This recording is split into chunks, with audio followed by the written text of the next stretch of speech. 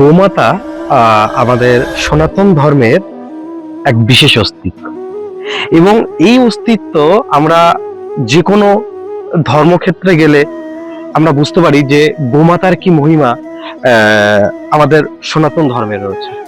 সনাতন ধর্মে গোমাতা শুধু গোমাতা নয়, গোমাতা সাক্ষাৎ আমাদের কাছে ভগবান, ভগবতী রূপে পূজিত হয়।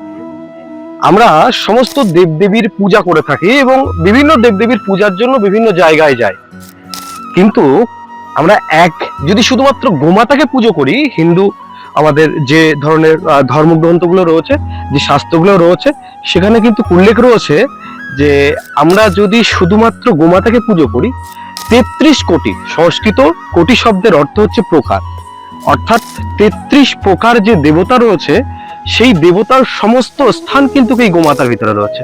শুধু তাই নয়, আরেকটি বিশেষ ব্যাপার রয়েছে, আমরা সকলেই অর্থ পিপাসু, অর্থ ইনকামের জন্য, অর্থ শ্রীবৃদ্ধির জন্য বিভিন্ন সময় আমরা বিভিন্ন রকম পূজা পাঠ কিছু করে থাকি।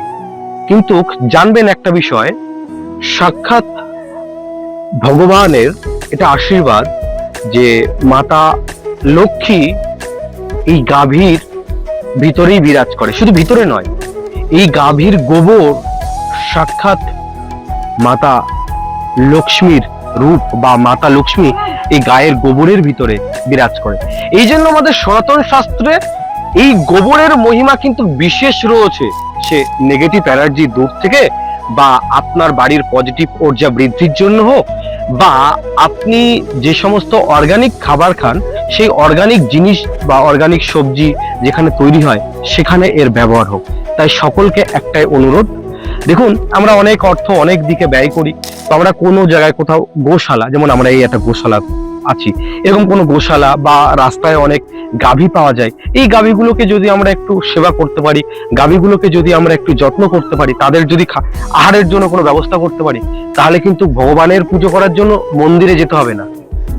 হিন্দু শাস্ত্রে আরো বর্ণিত আছে, দেখুন, ব্রাহ্মণ গো ব্রাহ্মণোচ্চ, মানে কলিযুগে কিন্তু ব্রাহ্মণের সেই ব্রাহ্মণত্ব নেই, যে কলিযুগে এখনো একটা খাঁটি জায়গা আছে, সেটা যে গোমাতা।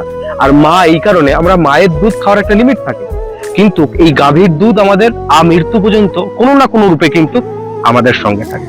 তাই প্রত্যেকে একটাই কথা, অবশ্যই গাভী যাতে সংরক্ষণ হয় এবং সুস্থ থাকে, সুরক্ষা থাকে, তার জন্য সকলে চিন্তা করবে। জয় শ্রীকৃষ্ণ।